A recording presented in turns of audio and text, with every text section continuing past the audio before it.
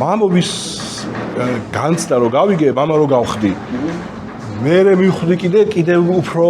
მომენატრა მამაჩემი მე რა. მე უფრო მომინდა რომ რაღაცა ურთიერთობა მქონოდა და დედასთან მოვასწარი ეს ურთიერთობა და ეს მქონდა მიუხედავად იმისა რომ პატარა ვიყავი მაშინ ერთ შევრო ვერ დაიცვალა, მაგრამ ნუ მახსოვს და ვიცი და რაღაცა მოვასწარი, მაგრამ აი მამა რო გავხდი, მე დავიწყე ფიქრი როგორი მამა იქნებოდა ის ჩემთვის, იმიტომ რომ ამ თავის დღიურებში და იმაში ვიპოვე მამაჩემის ჩანაწერი ჩემ დაბადებაზე. ერთი აბზაცია ესეთი რომ ჩვენ ოჯახში შემოემატა ახალი წევრი თომა.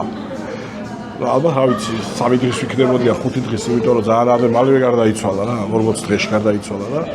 ნუ რაღაც ძალიან ესეთი თბილი სიტყვები აქვს ჩემზე და მე ჩემ დაზე და ჩემ ძმაზე რაღაცა ეს არის რა კეთილი იყო შვილო შენი მომბრძანება ამ სამყაროში რაღაცა ესეთი წერილია და ამას რო იპოვი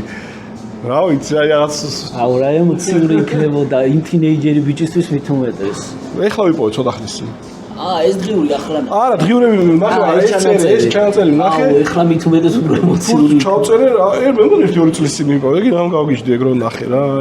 აი ხო გერემ ძალიან ბევრს წერდა რა ვიცი მოთხრობებს დღიურებს ლექსებს რა ვიცი ყველაფერს წერდა და წიგნებს ხო და ყველაფერი არ მქონდა წაკითხული და ეს იყო რა რომ აი კეთილი იყო შვილო ამ სამყაროში შენი მომბრძანება და რა ვიცი ახლა აი რა უნდა უთხრა ჩემ შვილებს მეც ხო დავიტოვა რა გზავნილები დატოვა რა მამაჩემმა ჩემს